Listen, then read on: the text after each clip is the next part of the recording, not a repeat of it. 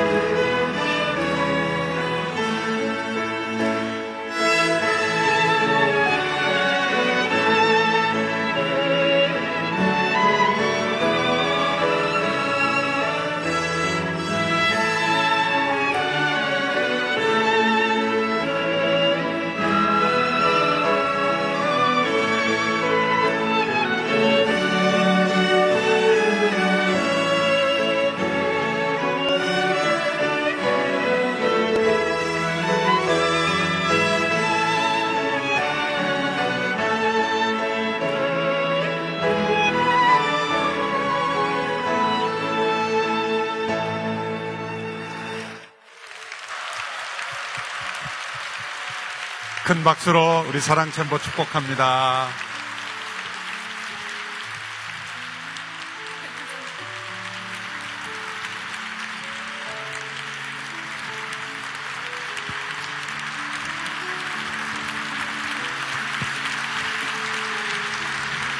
우리 사랑 챔버는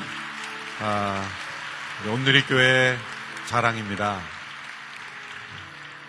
한 명으로 시작한 사랑 챔버가 70여 명의 단원 40여 명의 우리 봉사자들 또 부모님들 이렇게 함께 아름다운 공동체를 이루게 되었습니다.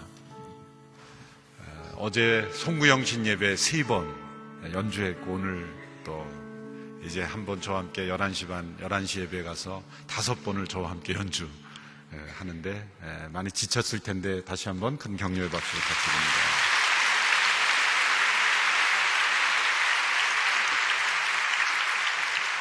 우리 사랑 챔버가 수준 높은 곡들을 많이 연주하는데 오늘은 우리 수준에 맞춰서 우리가 잘하는 곡들로 이렇게 수준을 낮춰서 연주해 주셨습니다. 할렐루야. 새로운 한 해가 밝았습니다. 하나님이 저희에게 주신 소중한 선물은 내일이라는 선물이고 또 오늘이라는 선물입니다. 우리에게 시간을 창조해 주신 것, 그것은 우리가 새로운 변화를 할 수 있는 기회와 은혜를 주신 것이죠. 하나님께는 시간이 해당되지 않습니다. 하나님이 만물을 창조하실 때 시간도 함께 창조하셨죠. 창세기 1장에 보면 첫째 날, 둘째 날, 저녁이 되며 아침이 되니 이 말씀은 바로 시간을 창조하신 하나님을 설명해 주는 것입니다. 하나님은 영원하신 하나님이시기에 하나님은 시간에 속하신 분이 아니죠. 우리는 영원이라는 단어를 생각할 때 시간을 길게 느린 것을 영원이라고 생각하지만 시간과 영원은 근본적으로 질적으로 완전히 다른 것입니다. 우리에게는 과거가 있고 현재가 있고 미래가 있지만 하나님께는 과거와 현재 미래가 없습니다. 하나님은 현재만 계실 분이에요.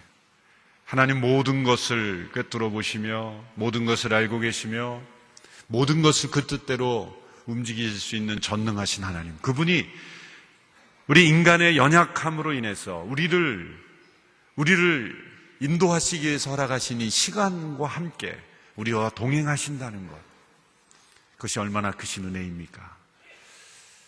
성경에 보면 하루를 계산할 때 저녁이 되면 아침이 되니 그렇게 표현했죠. 우리는 아침으로 시작해서 저녁으로 하루가 끝나는 것으로 생각합니다만 성경엔 저녁이 되면 아침이 되니 그렇게 설명했습니다. 왜 저녁부터 시작할까요? 저녁은 우리의 힘을 내려놓고 쉬는 시간입니다. 우리는 내가 할 일을 다 이루었다고 성취감에 때로는 실패감에 빠져드는 시간입니다. 힘이 다 빠지는 시간입니다. 하나님은 그것을 하루의 시작으로 우리가 하나님께 우리의 인생을 맡기고 하나님 안에서 쉼을 얻는 그 시간을 하루의 시작이다. 그리고 우리가 아침에 눈을 떠서 새로운 힘을 얻을 때 하나님께서 앞서 행하신 이 세상 속에 우리가 함께 참여하는 것이다. 우리가 주도하는 인생이 아니라 하나님이 주도하시는 인생이다. 시간의 주인은 하나님이시다. 우리는 역사하시는 그 하나님, 시간을 주관하시는 하나님과 동행하면서 따라가는 인생일 뿐이다라는 거죠. 시간은 우리가 주인이 아닙니다. 시간의 주인은 하나님이십니다.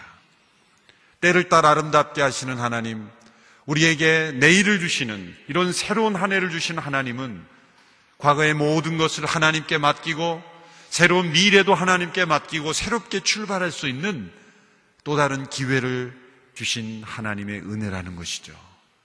새로운 한 해를 맞이하며 우리에게 시간을 선물하신 하나님, 내일을 허락하신 하나님, 그리고 오늘로 다가오는 내일을 맞이하는 그 은혜를 주신 하나님께 감사하며 그분을 의지하며 그분을 신뢰하며 살아가는 한 해가 되기를 축원합니다. 하나님께서는 우리를 있는 그대로 사랑하십니다. 우리의 허물, 죄와 사람들이 받아들이지 않는 심각한 죄인이지만 하나님은 어떤 죄인이든지 있는 모습 그대로 사랑하십니다. 그러나 하나님은 결코 그 모습 그대로의 상태로 머물러 있지를 원치 않으십니다. 마치 부모가 자녀의 어떤 모습이든지 그대로 사랑하지만, 그러나 자녀가 그 상태에 머물러 있기를 원하는 부모가 없는 것과 마찬가지로 우리의 있는 모습 그대로를 받아주시는 하나님이시지만, 우리가 변화되어서 예수님을 닮은 모습으로 나아가기를 원하시는 것이죠. 로마서 8장 29절의 말씀에 하나님께서는 미리 아신 사람들을 자기 아들의 형상을 닮게 하시려고 또한 미리 정하셨습니다. 이는 그 아들이 많은 형제들 가운데 맏아들이 되게 하시기 위함입니다.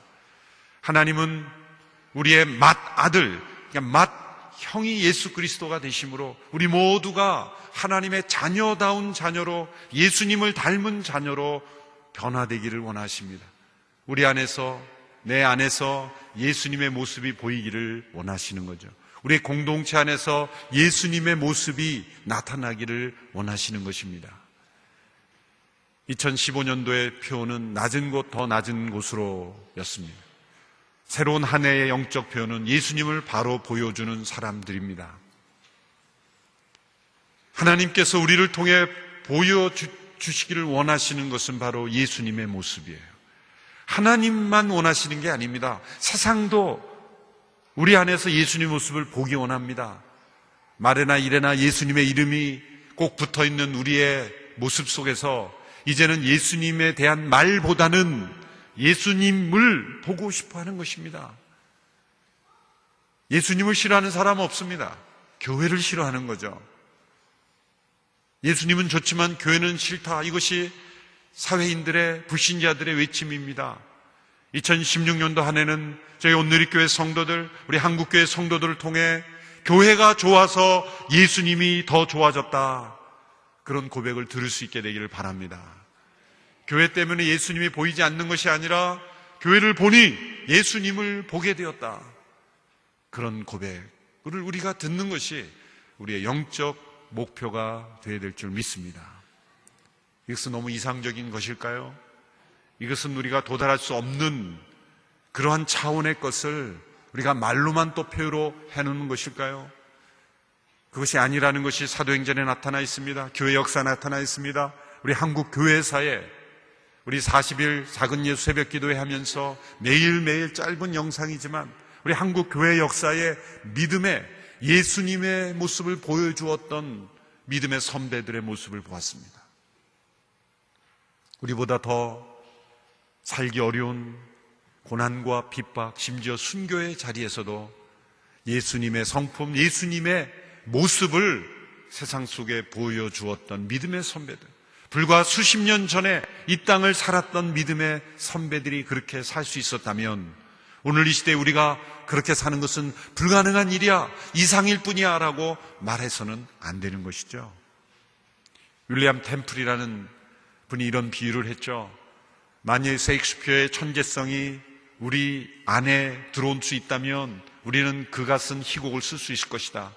그러나 아쉽게도 셰익스피어의 천재성은 우리 안에 들어올 수가 없다. 그것은 불가능하다. 만일 우리 안에 예수 그리스도의 영이 들어오시고 임재하신다면 우리는 예수님의 삶을 살 수 있을 것이다.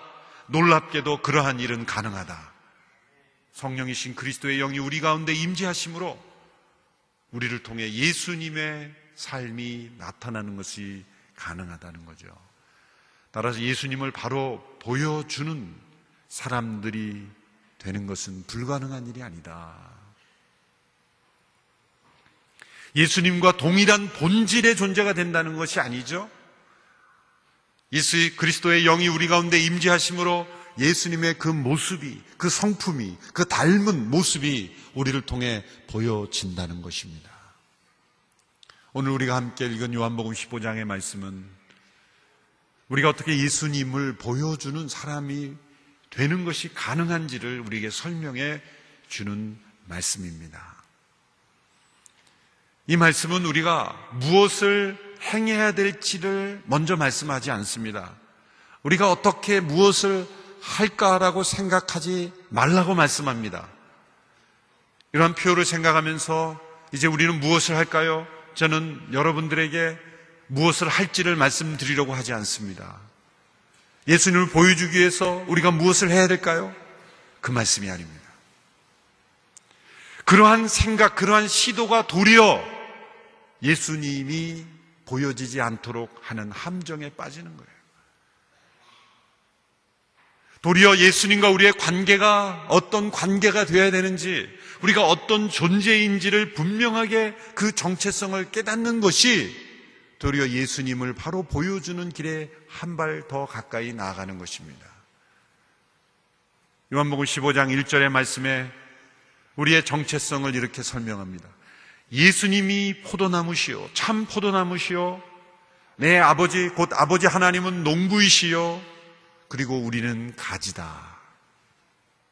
이 단순한 사실을 우리가 깊이 묵상하지 않으면 우리 안에 예수님의 모습이 보여지는 일은 불가능합니다. 이 단순한 사실을 깊이 묵상하고 그것을 체험하는 것이 더 중요하다고 예수님이 말씀하고 있습니다. 우리는 가지입니다.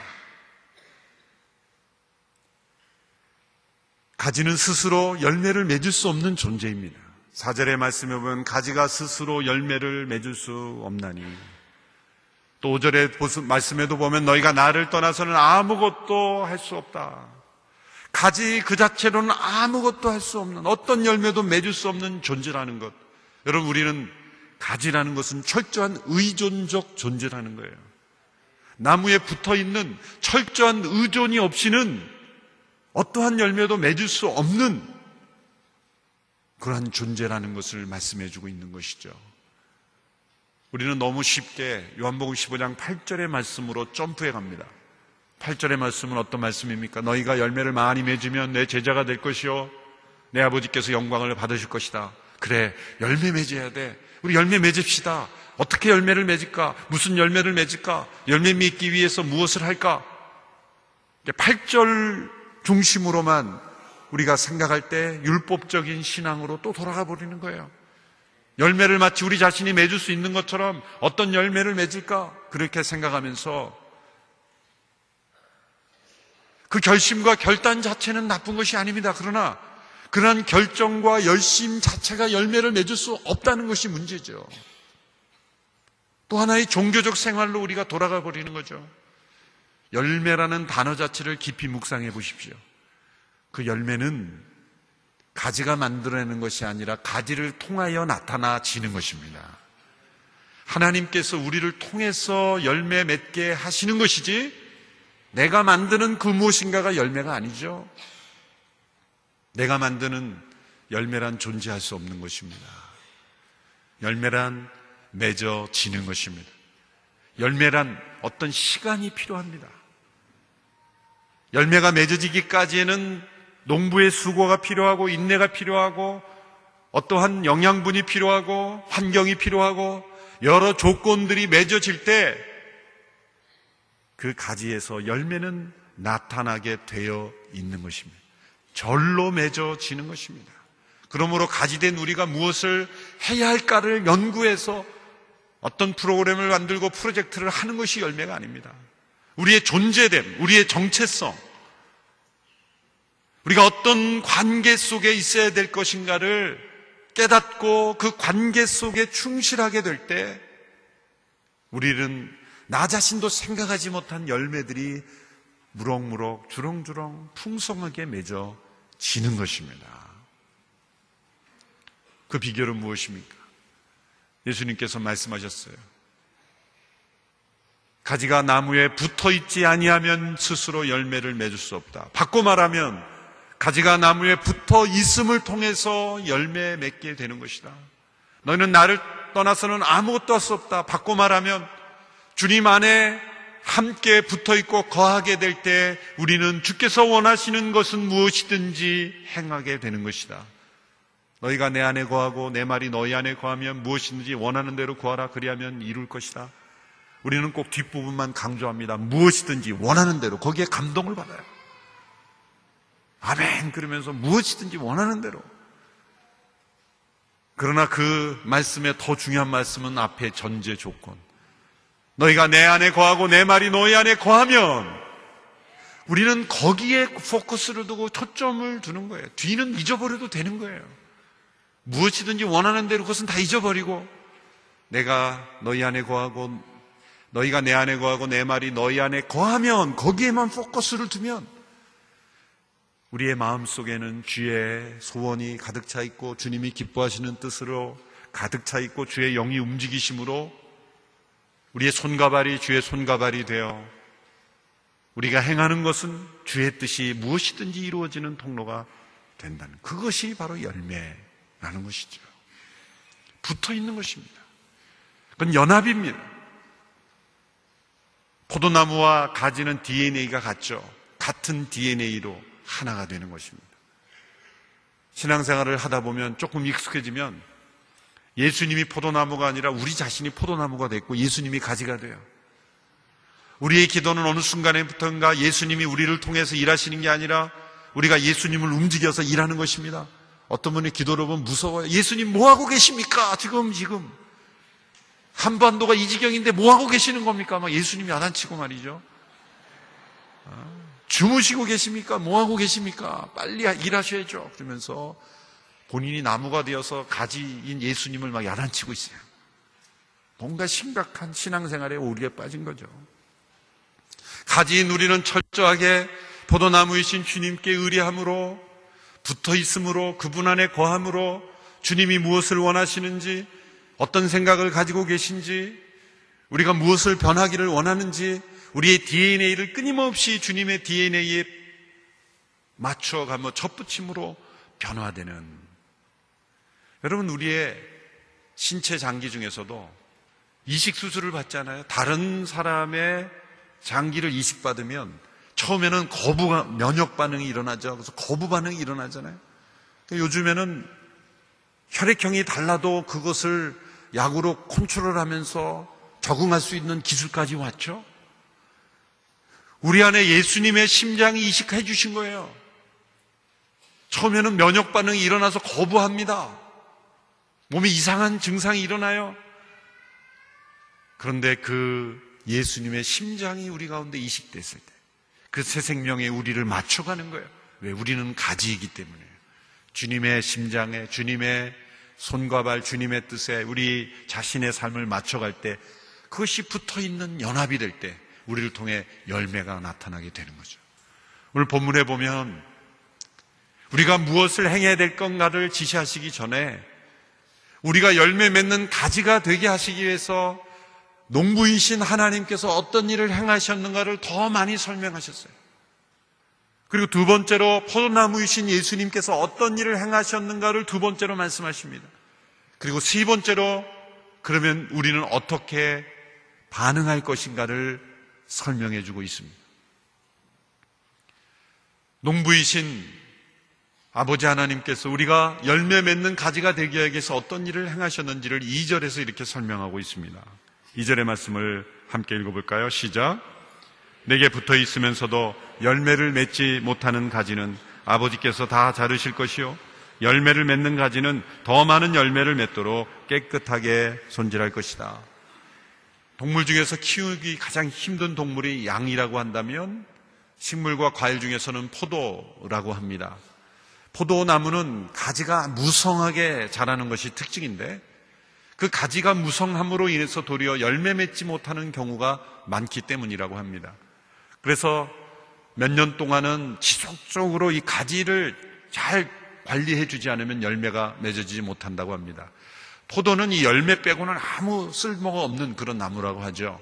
다른 나무들은 뭐 장작으로도 쓰고 또 뭐 송판을 만들어서 가구도 만들고 그러는 건데 이 포도나무의 가지들은 얇고 꾸불꾸불하고 다 엉켜있고 그래서 장작으로 쓸려도 별로 오래 타지도 않는 그런 나무. 별로 도움이 안 돼요. 그러니까 열매가 없으면 포도나무는 진짜 쓸데없는 나무죠. 열매가 중요한 거예요. 그런데 가지가 뻗어나가는데 호박류나 이런 그런 유들은 땅 속에서 고구마나 이런 거는 땅 속에서 잘 자라잖아요. 땅에 이렇게 파묻어 가면서. 근데 포도나무 가지가 이 땅에 붙어가지고 땅에 파묻혀 있으면 열매를 또 맺지 못하는 거예요. 좀 있다가 가보면은 가지가 자랐긴 자랐는데 땅을 파헤치고 들어가서 땅에 붙어 있으면 그 땅의 기운, 땅에 파묻혀서 햇빛도 받지 못하고 열매를 맺지 못하는. 2절에서 가지가 나무에 붙어 있으면서도 열매 맺지 못한 가지는 어떤 가지인가? 틀림없이 땅에 파묻혀 있는 가지일 겁니다. 그러면 어떻게 할 것인가? 본문에는 이렇게 되어 있습니다. 자르실 것이요. 이렇게 되어 있는데 이 번역상으로 인해서 많은 오해가 있죠. 이 말씀을 그대로 읽으면 가지가 붙어 있으면서도 열매 맺지 못하는 가지는 자르실 것이요. 그래서 어떤 경우에는 조금 율법적인 교회에서 이렇게 설교하죠. 여러분 전도의 열매를 못 맺으면 하나님이 자르실 것입니다. 무서워서 막 사람 데려오는 거예요. 또 예수님 믿지만 구원의 확신이 없으면 하나님이 자르실 것입니다. 이런 협박으로 확신을 강요하는 그런 말씀들이 아닙니다. 이 자르다라는 이 아이로라는 헬라어 동사가 여러 의미가 있는데 그 중에 하나가 들어올리다, 무엇을 집어올리다라는 동사가 있고 신약 성경에 보면 더 많은 용법으로 이 집어올리고 들어올리다라는 단어로 더 많이 사용됐어요. 최근 학자들은 그래서 이 자르다라는 단어는 들어올린다라는 의미로 해석해야 된다라고 하는 주장이 있습니다. 저는 그게 옳다고 생각해요. 그런데 이 구절을 왜 자른다라고 했느냐?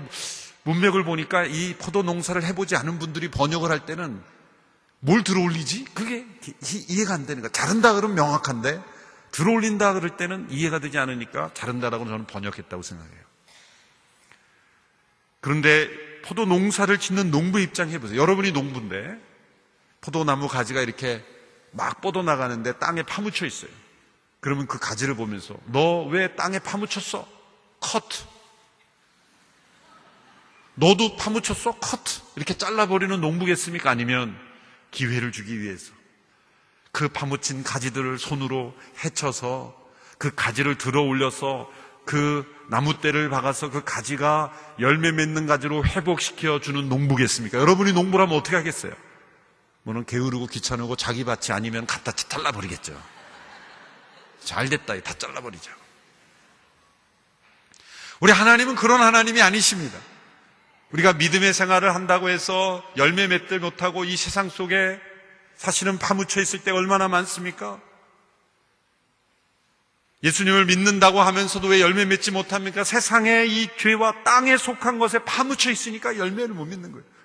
그럼 한 해 결산해 보니까 이쪽에 있는 분들은 땅에 파묻혀 있네. 커트. 하나님은 그렇게 잘라버리신 하나님이십니까?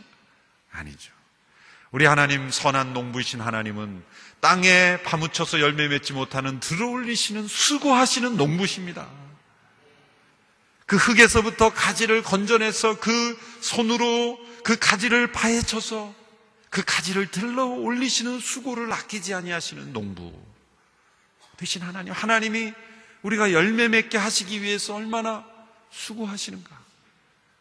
우리는 열매 맺어야지, 그리고 한 해의 계획에서 내가 어떻게 열매를 맺을 것인가 해가지고 막 열심히 하는데 오히려 맺지 않는 열매만 맺고 있어요. 오히려 더 땅속에 파묻히는 거예요. 하나님의 수고는요, 우리가 하나님을 위해서 뭔가를 해보겠다고 하는 일도 수습하는 게 더 많을지도 몰라요.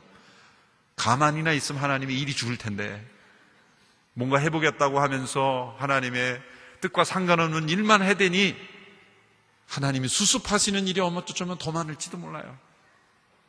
정말 주께서 원하시는 열매가 맺어지는 것보다는 우리 스스로가 무엇인가를 만들어내는 것, 교회의 이름으로 행하면서도 땅에 파묻힌 것들이 얼마나 많습니까? 하나님의 사역은 걸 들어올리시는 거예요. 또 열매 맺는 가지는 더 많은 열매를 맺기 위하여 깨끗하게 손질한다 그러죠. 이것은 가지를 치는 겁니다. 이 포도나무는 역설적인 나무입니다. 더 작게, 더 가지를 많이 칠수록 더 풍성한 열매를 맺는다는 거예요.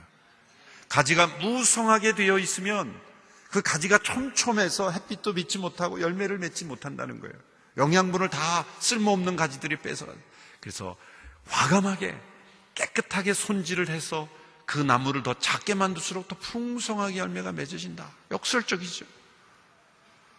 하나님께서는 우리의 영혼을 이렇게 가지치심으로 우리가 소모되는 인생, 시간, 에너지, 물질, 주께서 원하시는 열매가 아닌 것들에 우리의 인생이 소모되지 않도록 가지치시는 거예요. 가지치시는 거예요.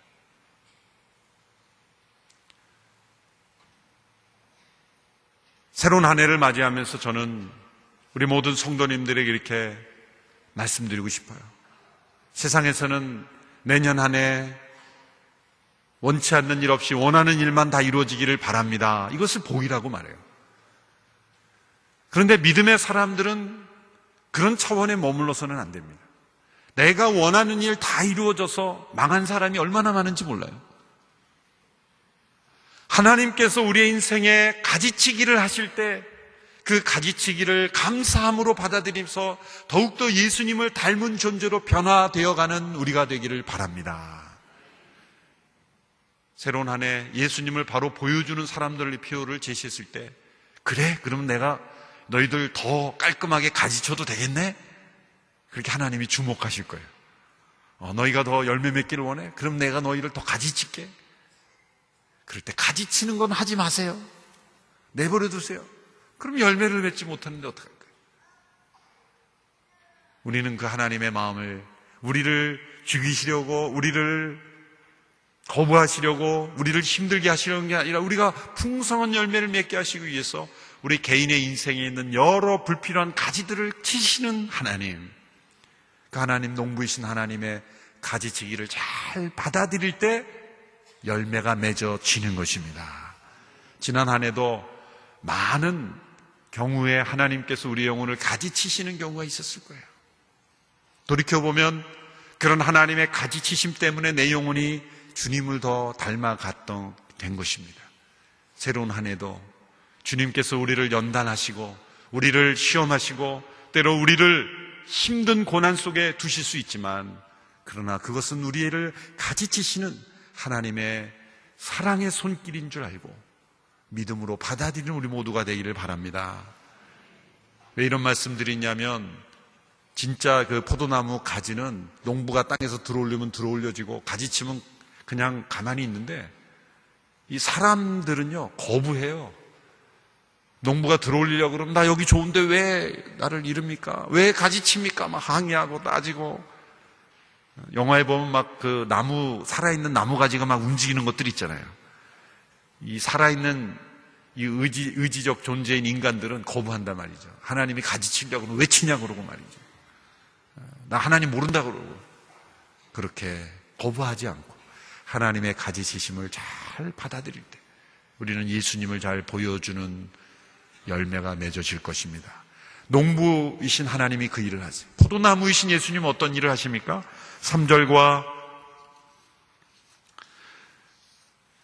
3절의 말씀에 보면 포도나무이신 예수님께서 하시는 일을 우리에게 설명해 주고 있죠. 3절, 9절 보십시오. 3절 시작.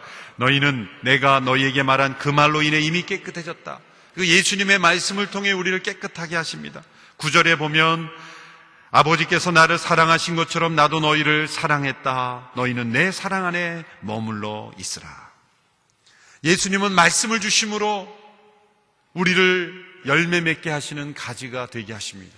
우리를 사랑해 주심으로 그 포도나무의 영양분을 우리에게 공급해 주시는 거예요.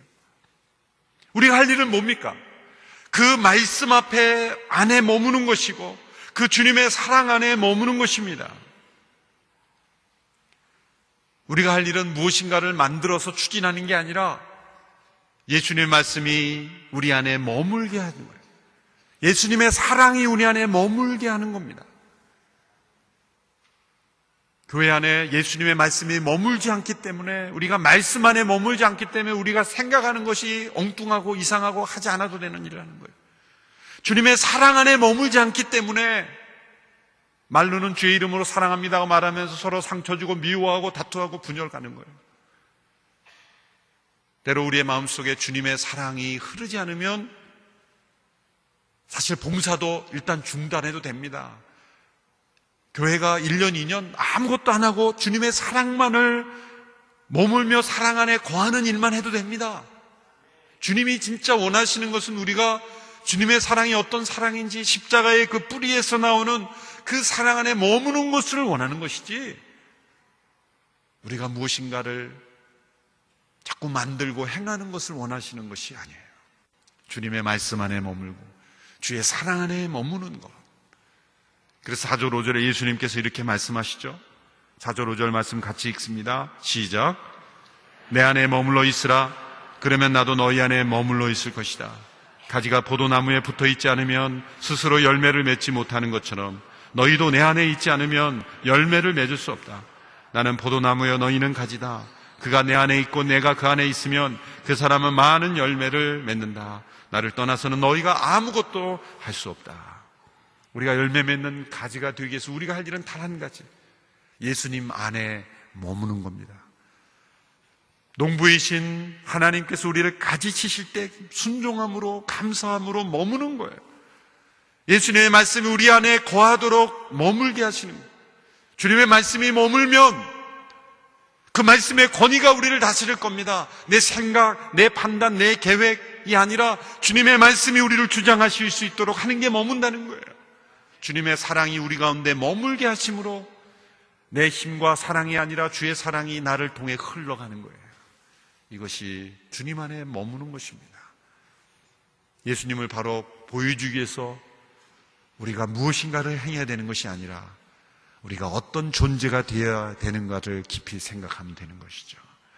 주님과의 이런 올바른 관계 속에서 철저하게 의존적인 존재로 주님이 내 안에 내가 주님 안에 거하는 이 붙어있는 삶, 연합의 삶, 내적 교통의 삶, 이런 생명의 교제를 더욱 깊이 추구할 때 우리가 생각하지 않았던, 계획하지 않았던 열매들이 우리를 통해서 맺어지는 한 해가 될 줄로 믿습니다. 기도하겠습니다. 우리를 통해 열매 맺기 원하시는 하나님 아버지, 우리 자신이 가지됨을 깊이 깨닫고 포도나무이신 주님께 전적으로 의존하며 의지하며 신뢰하며 교통하며 주님의 말씀의 권위 앞에 무릎 꿇으며 주의 사랑 앞에 날마다 감격하여 감동하며 하나님의 가지치심을 받아들이며 나아갈 때 우리 안에 주께서 원하시는 열매가 맺어지는 한 해가 될 줄로 믿습니다. 우리 자신을 통해 예수님이 바로 보여지며 오늘 교회를 통해 예수님이 바로 보여지는 한 해가 되기를 간절히 소원하며 우리 주 예수 그리스도의 이름으로 기도합니다. 아멘. 올 1년을 향한 우리에 대한 하나님의 말씀을 들었습니다. 오늘 이 시간에는 저희가 함께 매 신년 예배 때 했던 것처럼 말씀을 함께 말씀 카드를 뽑는 시간을 갖겠습니다. 이 말씀 카드를 뽑는 의미는 올 1년 동안 내 인생에 뭐지? 그래서 뿅 뽑는 이런 거 아닌 거 아시죠? 절대로 말씀 카드가 담겨있는 바구니가 돌 때 고르지 마십시오. 그래서 이게 자기 마음에 드는 거 이렇게 뽑는 일이 없었으면 좋겠고요. 이것을 뽑는 이유는 단 한 가지입니다. 성경 66권 안에 있는 모든 말씀이 저와 여러분에게 주어진 약속입니다. 그 약속을 우리가 믿음으로 받아들이고 그것을 우리 인생에 하나씩 적용할 수 있는 그 시작의 마중물로 저희들이 이것을 받아들이는 것입니다. 그러니까 여러분들 함께 찬양할 때 이 말씀 카드가 오면 기쁨으로 받아들이시고 함께 그 말씀을 시작으로 성경의 모든 말씀 우리 안에 주어지기를 소망하는 그 한 해가 됐으면 좋겠습니다. 주님 말씀하시며 우리 함께 찬양하면서 말씀 카드 뽑겠습니다. 내가 나아가리라 주님 뜻이 아니면 내가 멈춰서리라 나의 가고 서는 곳 주님 뜻에 있으니 오 주님 나를 이끄소서. 주님 말씀하시며 주님 말씀하시면 내가 나아가리다 주님 뜻이 아니면 내가 멈춰서리라 나의 가고 서는 것 주님 뜻에 있으니 오 주님 나를 이끄소서. 뜻하신 그곳에 나 있기 원합니다. 이끄시는 대로 순종하며 살리 연약한 내 영혼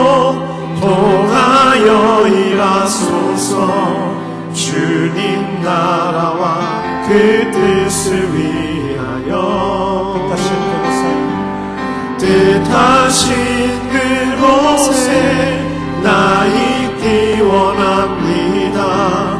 이끄시는 대로 순종하며 살리니 연약한 내 영혼 통하여 일하소서.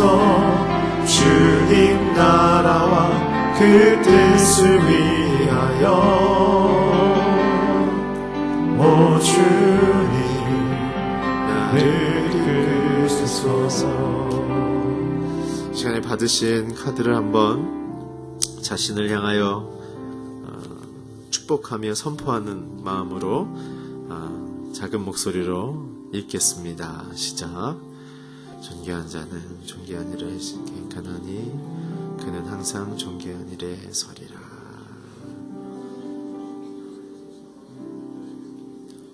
아멘. 시간 우리 잠깐 기도할까요? 오늘 이 말씀을 시작으로 2016년 주의 말씀이 내 인생에 들어와서 아름다운 열매를 맺는 인생 되게 해주십시오. 우리 자신을 주 앞에 의탁하고 특별히 내가 변하여서 내 가정이 변하고 내 가정이 변함으로 우리 교회가 변하고 교회가 변해서 대전시가 변할 수 있는 여러분들이 가는 곳마다 예수님을 보여줄 수 있는 아름다운 복의 인생이 되게 해주십시오. 우리 한번 자신을 위해서 축복하며 기도하겠습니다.